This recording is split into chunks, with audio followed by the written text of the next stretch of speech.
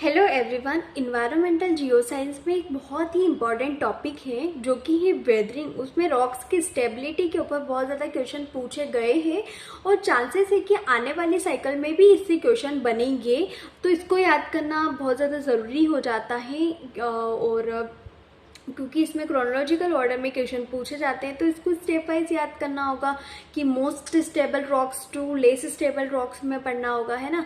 तो ये याद रखना थोड़ा सा चैलेंजिंग हो जाता है स्टूडेंट्स के लिए, क्योंकि सिलेबस ऑलरेडी बहुत वास्ट है। इसमें बहुत ज़्यादा चीज़ें आपको लर्न करने की ज़रूरत होती है, बहुत ज़्यादा चीज़ें आपको याद करनी पड़ती है, रटनी पड़ती है ना।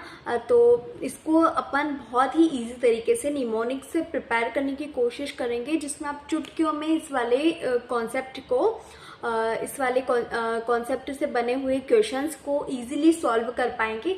तो चलिए मैं जो निमोनिक्स आपके लिए लेके आई हूँ उसको लर्न करते हैं। ओके, तो वो निमोनिक्स है कि हमारी गुड़िया हमारी गुड़िया जो है किला छोड़कर मुंबई ऊटी आई और पटना अगर ऑफिस चली गई, है ना। तो देखो, इसको एक दो बार पढ़ोगे ना तो बहुत इजी याद हो जाएगा, है ना। कि हमारी गुड़िया किला छोड़कर, हमारी गुड़िया जो है वो किला छोड़कर क्या किया, उसने मुंबई और ऊटी भी आई, है ना। मुंबई और ऊटी भी आई और पटना आकर ऑफिस चली गई, है ना। तो हमारी गुड़िया किला छोड़कर मुंबई ऊटी भी आई और पटना आकर ऑफिस चली गई, है ना। तो इसको दो तीन बार अब जब पढ़ोगे ना तो बहुत इजीली याद हो जाएगा।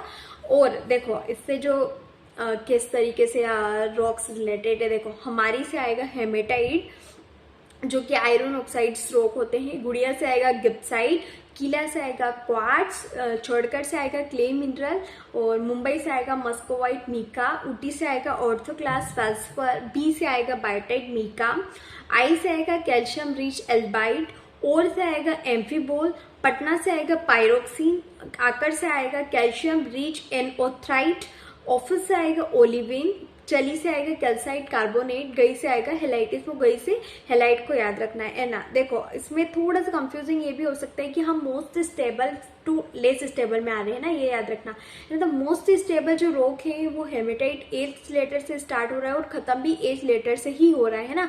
तो ये याद रखना कि जो मोस्ट स्टेबल है उसकी स्पेलिंग बड़ी है और जो लेस स्टेबल है उसकी जो स्पेलिंग है वो छोटी है ना।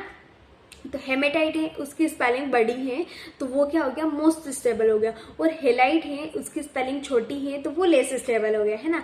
तो आई होप कि ये पूरी निमोनिक्स आपको याद हो गया होगा और हो जाएगा। दो तीन बार इसको पढ़ोगे तो इजीली आपको याद हो जाएगा, अगर नहीं भी हुआ है तो। और हेल्पफुल भी रहा होगा आपके लिए। Okay, bye bye, thanks for watching.